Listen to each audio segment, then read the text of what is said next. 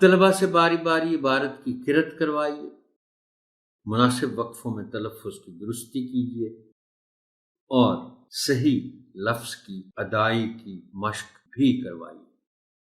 اس ضمن میں درج ذیل الفاظ آپ کی خاص توجہ چاہیں۔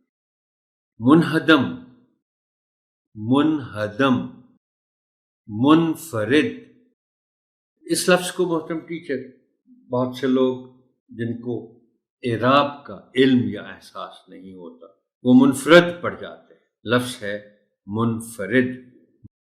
متصل، متصل پڑھ جاتے ہیں، یعنی تے کو بغیر شد کے پڑھ جاتے ہیں بعض لوگ۔ متصل۔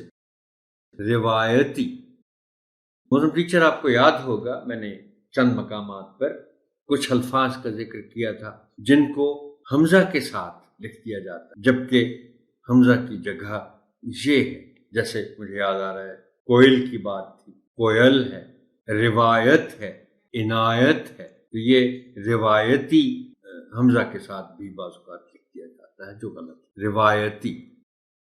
اصل، اصل کہنے کے ہم لوگ عادی ہیں، درست تلفظ اس لفظ کا ہے اصل۔ کلا، قلعہ بول دیتے ہیں روانی۔ اب اس میں دو احتیاطیں ضروری ہیں اس لفظ کو بولنے میں۔ ایک تو یہ ہے کہ کاف پر زبر ہے اور لام پر جزم ہے، لیکن خاص بات یہ ہے کہ عین زبر کے ساتھ ہے اور اس کے بعد اے ہے۔ اس کو ذرا سا مشکل ہے شروع میں اس کو درست تلفظ کے ساتھ پڑھنا۔ کلا، کلا۔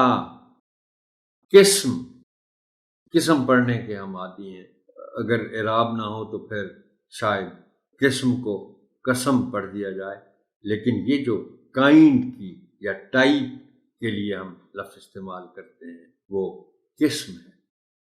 تمدن، دال پر شد اور پیش، اس کا خاص خیال رکھا جانا چاہیے۔ محترم ٹیچر ایک میں غلطی، اپنی غلطی کی درستی کر دوں، میں نے متن پڑھتے ہوئے بلکہ اس کو پھر ریپیٹ بھی کیا، رکشا اور رکشا، یہ میں غلط پڑھ گیا، پہلے شاید صحیح پڑھا تھا پھر اس کو غلط، درست طور پر غلط پڑھ گیا۔ یہ جو سواری ہوتی ہے جس میں ہم بیٹھتے ہیں وہ رکشا ہے۔ رکشا ایک اور لفظ ہے، یہ ہندی سے آیا ہے اردو میں، اور رکشا کے معنی ہے پناہ۔